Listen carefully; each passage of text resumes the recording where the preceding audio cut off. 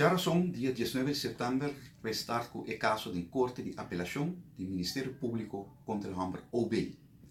OB de Hambre com aquela sentença e acaba 5 de julho de 2017, dá um castigo de prisão de 9 anos e também proibição para não por guia sumissa ou um outro missa por um período de 14 anos.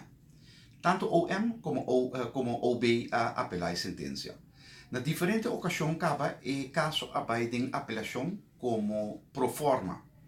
Entre outro, 23 de novembro de 2017, ante ano aqui, acaba bem pro forma 1 de março, 19 de abril, 21 de junho e agora que com conteúdo 19 de setembro. Já são 19 de setembro.